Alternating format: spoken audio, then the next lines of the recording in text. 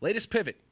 James Clapper. It's a good thing the FBI was spying on the Trump campaign. Ladies and gentlemen, hold on to your cocks and listen to this. Here's what the president tweeted this morning. He said, wow, word seems to be coming out that the Obama FBI spied on the Trump campaign with an embedded informant. Andrew McCarthy says there's probably no doubt that they had at least one confidential informant in the campaign. If so, this is bigger than Watergate. I mean, that is an extraordinary claim, and based on your experience. And, based on your experience, James, now, it's an extraordinary claim, and you know it's extraordinary because I'm Don Lemon, and I took my glasses off in such a way. I mean, did you see the way that I took my glasses off? What's at the bottom of this? I'm at the top of my field.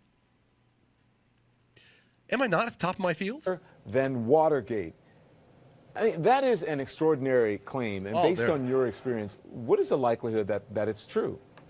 Well, I think this is hyperbole. They may have had someone who was talking to them in the campaign, but the focus here, and as it was with the intelligence community, is not on the campaign per se, but what the Russians were doing to try to instantiate themselves in the campaign or to influence or leverage it. So if there was someone that was observing that sort of thing, well, that's a good thing because the Russians pose a threat. This dumb, bald, jowly bastard was the head of national intelligence. This inarticulate, jowly, dumb, bumbling bastard was the head of national intelligence.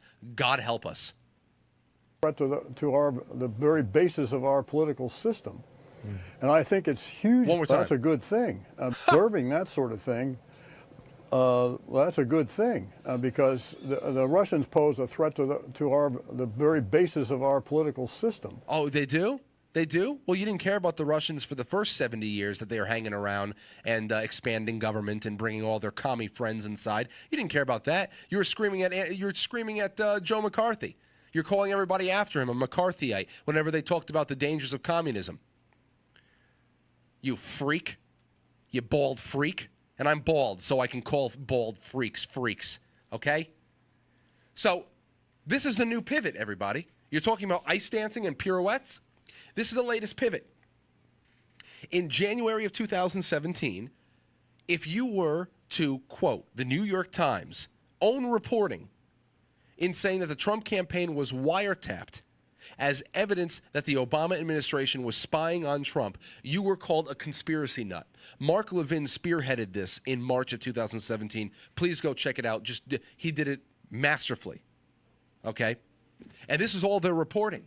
Now, in May of 2018, not only was there wiretapping that we know, not only was there illegal unmasking and leaking of names, and the FISA court was compromised, and the smearing of Michael Flynn, but now the disgraced James Clapper, the same guy who made sure that both president-elect and outgoing presidents in January of 2017 were briefed on the dossier so that he could be the one to go to CNN, the very network he's being interviewed on in this clip, to tell Jake Tapper and the rest of them that they now had a lead to run with, because just reporting on the dossier in its raw form would have been integrity suicide, even though they have killed themselves many times over afterwards. He's telling us now, that same person, that we should be thankful that a spy was put inside of the oh, don't call it a spy. It was an informant.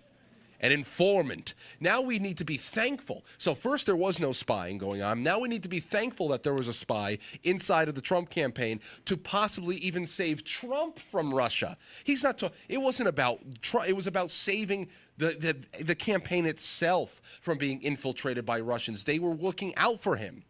You see, there was no spy. So last year we go from there was no spying, you conspiracy lunatic, to now, this year, it's, boy, isn't it a good thing that there was spying? Whew. Imagine the country being torn apart by a dozen of hashtagging Russian nationals who, with a $100,000 budget on Facebook.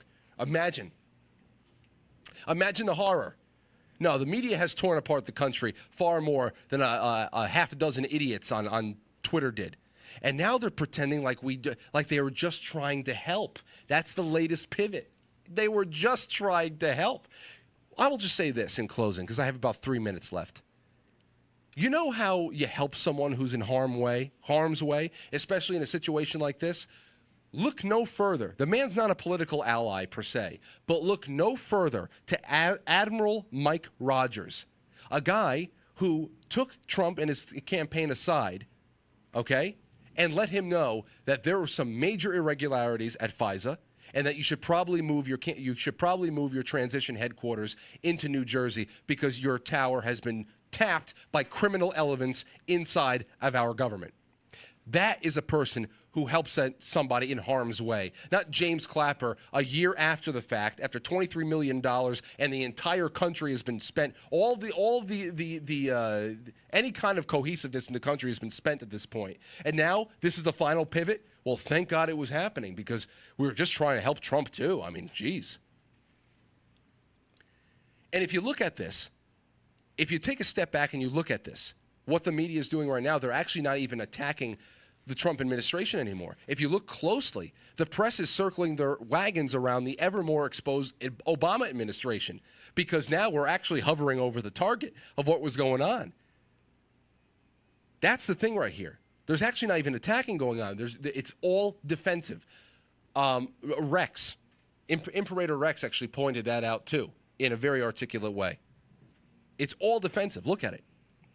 So that's it.